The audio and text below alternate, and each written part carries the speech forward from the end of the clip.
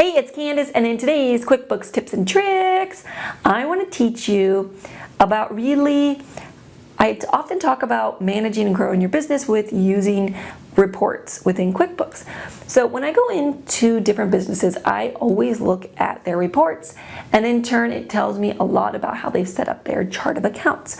So today what I want to teach you about is chart of accounts and how to edit them, how to add them, and how to merge different accounts, and how that is going to reflect in your reports so that you can read them, they're clear, they're understandable, and you can manage and grow your business. So come look over my shoulder. As you know, I'm super into using your reports to manage and grow your business. So I want to go in and I want to pull up a report, which is Reports, Company and Financial Profit and Loss Standard. And I want you to look at this report because I'm going to go in and I'm going to show you how to edit actually the chart of accounts, edit, add, and merge it so that you can make your profit and loss the way you want it to be. So often what people don't understand is where these titles and dollar amounts are coming from for the reports. So I'm going to collapse this one so it's a little bit easier to read. There is actually an income category called landscaping services. And then when you're entering transactions, they're showing up here.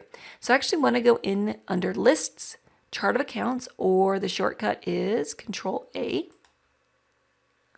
And you'll notice that when you're looking at the chart of accounts, you see the name on the left and the type of account it is, and if it has a balance on the right.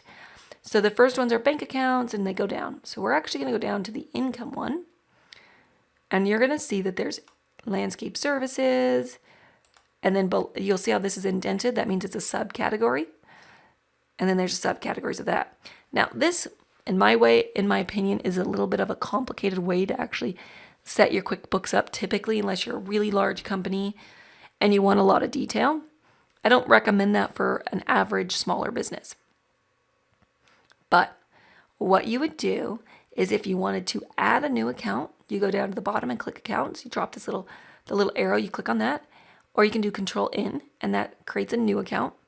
If you want to edit account, or you want to delete account, you can do this. Now you can also make accounts inactive. So the difference between new is it's a brand new account you're creating. Edit means you can go in and rename it. Delete means you are deleting it, but you can only delete it if there's never been a transaction put into that category. Just for simplicity's sake, we'll call it a category. But you can make it inactive, and that's where the inactive comes into play. So if you want to edit it, you just click edit, and you can rename it. You can take it out as a subcategory, or all that kind of stuff. So I'm actually going to create a new one. So when you go to create one, you click the new, little arrow and new. Then you're going to decide what type of category is it. Is it income or is it expense? Income is money coming into you. Expense is business expense. It's pretty straightforward. If you click on it to the right, it will give you a little description. Over here gives you a description. So let's do an expense. Oh, let's call it telephone. It's an expense. I'm titling it telephone. I'm going to click save and close. So what you'll notice is now there's telephone here. Let's scroll down. They have one called utilities telephone, which is a subcategory of utilities.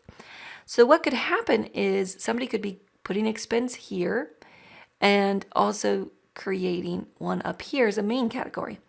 If you want to merge these, you would actually click edit again, keep it the same name, find out that it goes under utilities,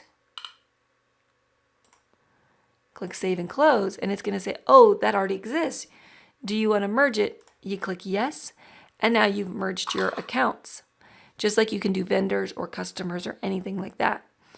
And then if you find that you have too many kinds or stuff you don't want to have, like you don't want to have a miscellaneous income anymore, right click on it, or you can go down here. Either one does the same thing. And you can make it inactive. And now that won't show up anymore. The one thing to know is it will still show up in your reports. I'm just going to go over and pull up my report. It will still show up on your reports if you put income into it, but it will no longer be available for you to select. So hopefully that's not too complicated.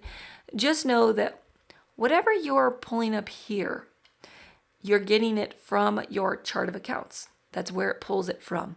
So any changes you want to show up on your profit and loss, you'd be making those adjustments actually in the chart of accounts. I hope this tip has been beneficial for you. If you know somebody who could benefit from it, please share it. And if you want to find out more about how I help entrepreneurs with QuickBooks, please feel free to check out CandusCampfer.com. Talk to you soon. Have a great day. Bye-bye.